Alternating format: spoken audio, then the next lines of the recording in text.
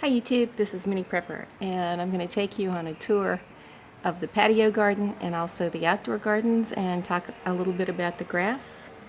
And it's springtime, the end of April, and I want to show you the little succulent garden that I planted last year. If you guys remember, those plants were teeny tiny.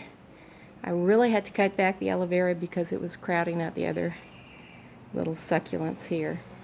So we're going to move over here. This is my plumeria that I got as a little shoot in Hawaii and brought home in a plastic bag.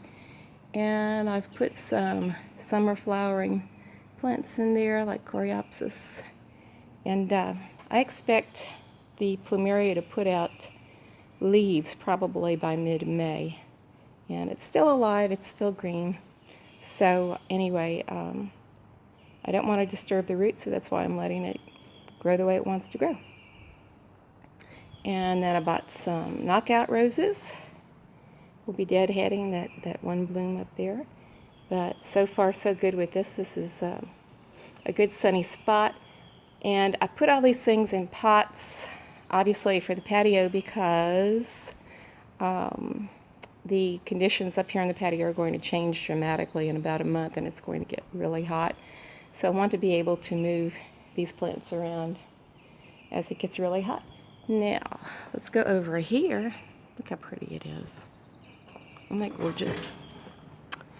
So, we have a bougainvillea, and I need to always zip tie these little structures to the rail because they have a tendency to fall over when the wind comes from this direction off the lake. And down there, I have an autumn flower that I thought was dead, but I left it out here all throughout the cold weather, and it came back beautifully. Probably need to move that to a better place to get more sunlight right now, but again, it will go back here because the sun is going to start to get really hot. It won't thrive there in that condition. So I put up a row of these little solar lights that I got at Hobby Lobby. And they go all the way around the pool on the railing. It's a pool. This little flower, I don't know what that is, but I like the color of it.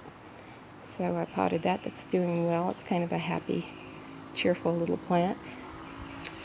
And then I love blue flowers in the garden. So I found some that could tolerate full sun.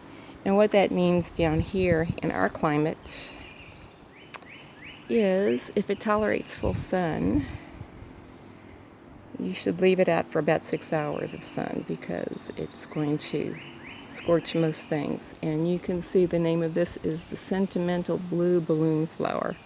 So I'll try to update you on the way these grow. These were planted last week.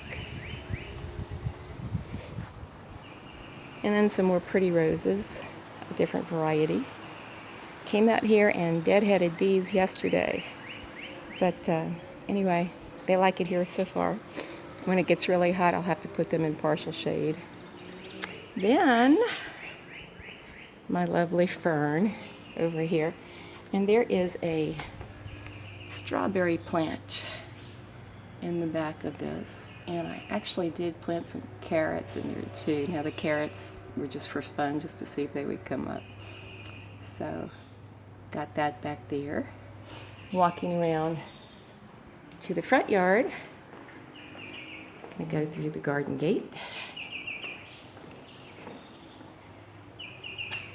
and open this. Pardon me, while this. And coming out onto the front patio, I did a little kind of cute montage of summer flowers for my grandchildren with the little bugs from Hobby Lobby. All of the things are on spring sale right now at Hobby Lobby, 40% off. Aren't those pretty? Look how pretty those are. Require very little water. We have the mandevilla from last year, which will attach to the railing with the vines. And the mandevilla I thought froze out because I didn't get it in for a couple of the freezes. but it's coming back beautifully.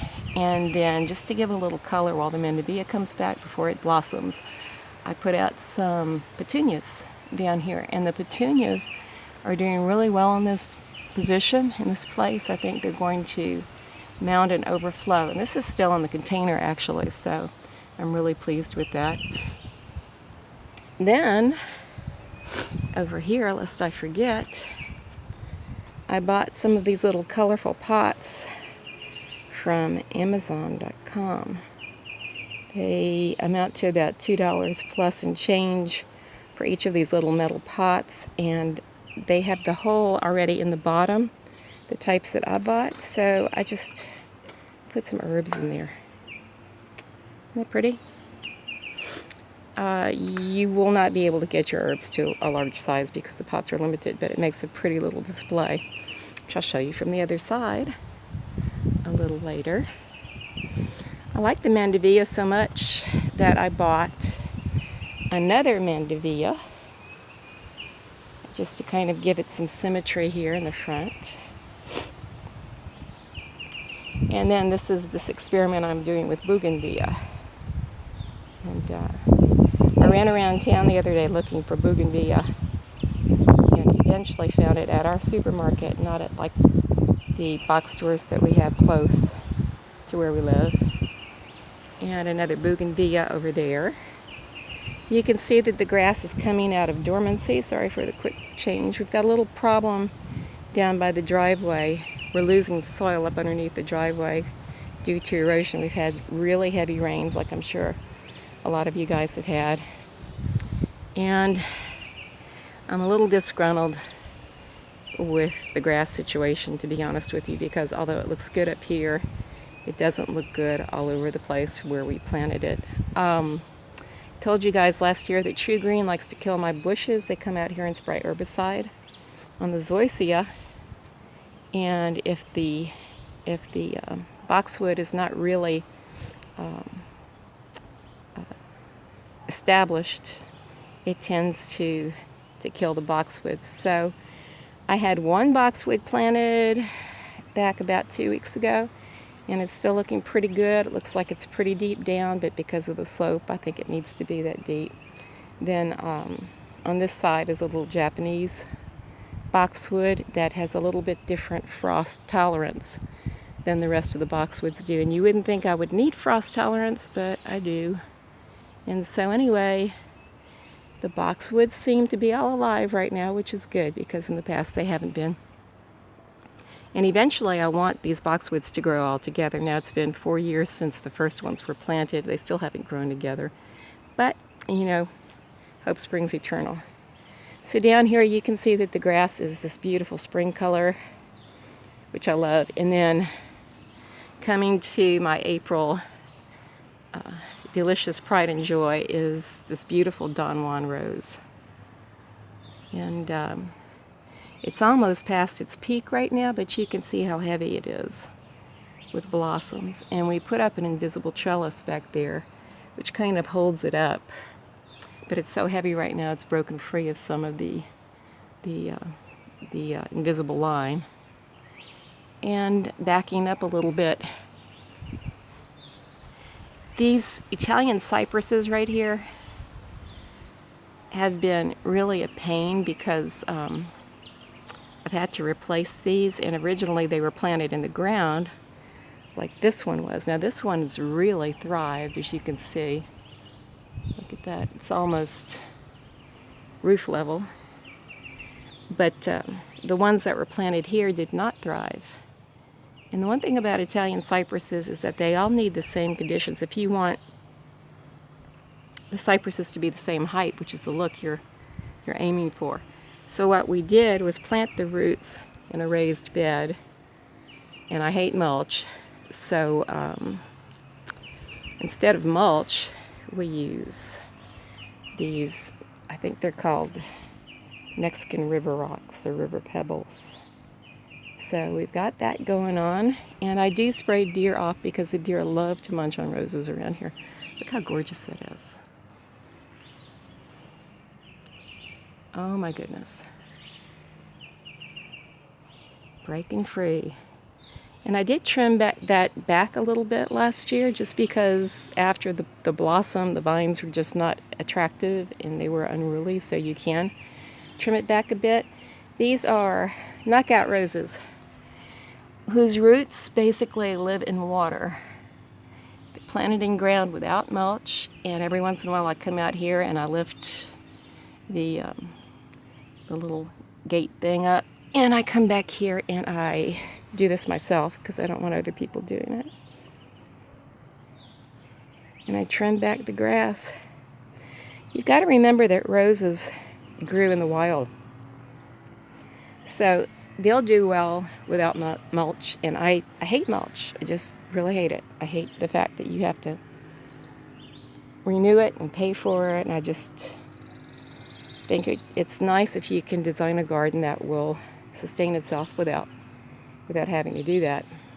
It's the rain chain that is just so magical in a little shower. And then this whole side yard is going to be changed probably this year.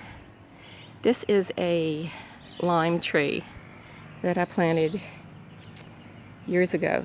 Now, this is almost all water, about 6 inches down, so it's standing in water, and just like the Italian cypresses, it has not thrived.